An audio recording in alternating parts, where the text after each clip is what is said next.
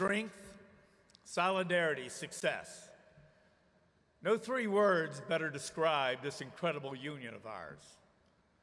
They're not simply a slogan or a rhetorical flourish for this convention. These three words define what we have built with this IAFF. They represent all that this union has become. They represent all of you, our strong leaders and our great members. Those words describe us because we stand together in solidarity and we achieve success that no other union in North America can touch. Taken together, those words mean that we can and do take on anyone who steps up to challenge us. And when they do, we rise up together, united as one, fighting shoulder to shoulder. Now, sometimes they get a shot in, sometimes we lose a round, but because we have each other's backs, more often than not, as Toby Keith so famously sang, we put a giant boot in their ass. And that's what strength and solidarity means. That's what this IAFF has become because of all of you. And I am so proud to stand with every single one of you, every single day. We've never taken our offense off the field, and we have accomplished so much by standing together these past 2 years. When this recession began, the worst in 70 years, we knew it eventually would impact us. We understood that at some point it was going to trickle down to so many of you. But then that trickle became a tidal wave in so many places. It led to layoffs, company closings, brownouts, rifts, putting citizens and our members in jeopardy. The pain wasn't exclusive to one geographical area.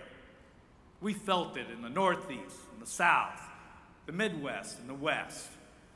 More and more of our members became victims of shrinking government revenues that sent too many of them home to look at their spouses and their children and have to tell them, I lost my job today.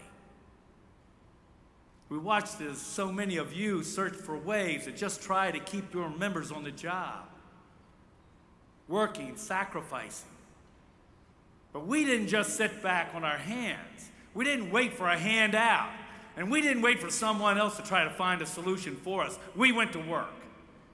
And we went to work with the Congress, and we went to work with this administration, and we charted a course that would help to lead us out of this worst economic devastation that we've ever seen.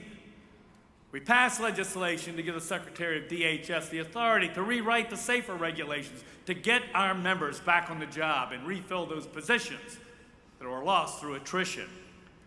And in the last 4 months, hundreds of millions of dollars have now been hitting the street and have become a lifeline for locals everywhere, in Cleveland, Canton, Akron, and Elyria, in Lehigh Acres and Orlando, in Worcester, Fall River, Vallejo, Alameda, Hemet, New Orleans, St. Bernard Parish, Kokomo and Muncie, and so many, many more.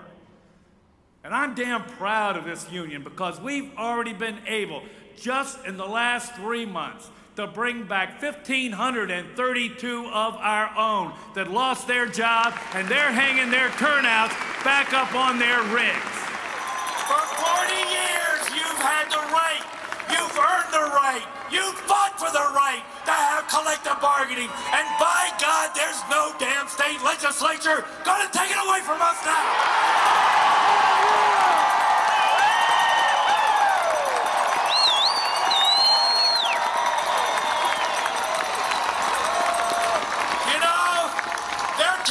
Are a little different, but this reminds me of the 1920s and 30s when coal miners were being killed, when auto workers in Toledo were being fired, when farm workers were being decimated in the fields in California, when the Pinkertons came at us with baseball bats.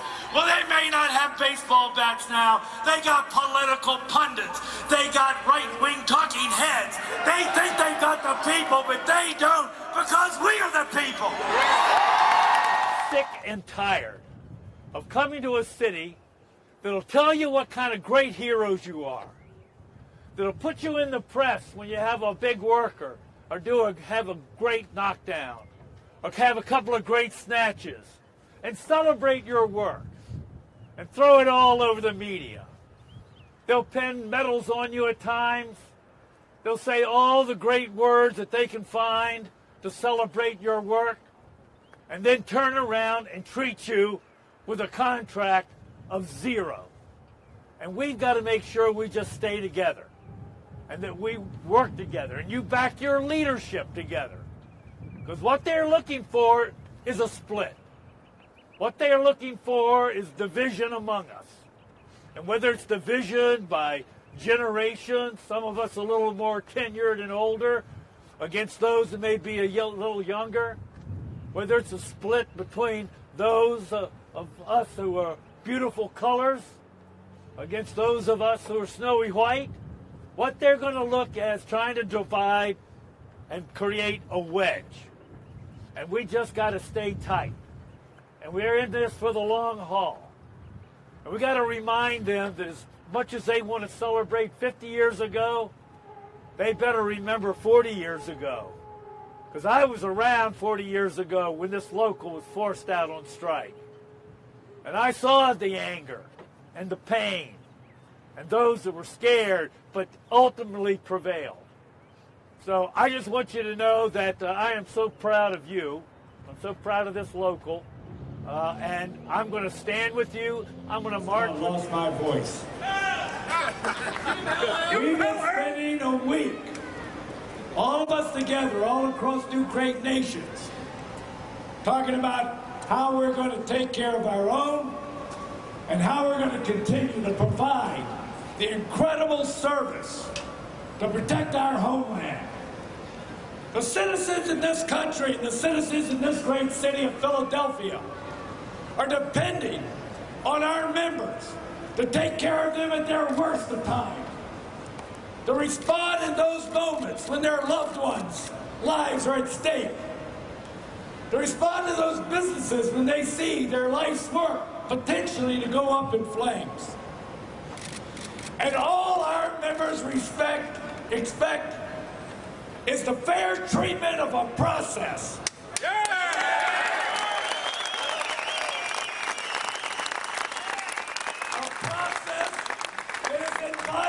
Into the law. A process that says when the two parties can't agree, a third, a neutral, is going to come in and arbitrate a decision. This mayor decided to step the first arbitration award. Put him in jail! Forced us to go to court to force, again, this issue back into arbitration. Now we got a second award. And he's got 5 days to make a decision. And I tell you what, this is a big city. He's a big city mayor. He's the president of the U.S. Conference of Mayors. If he doesn't implement this award, he is going to deal with the full force of this international representative.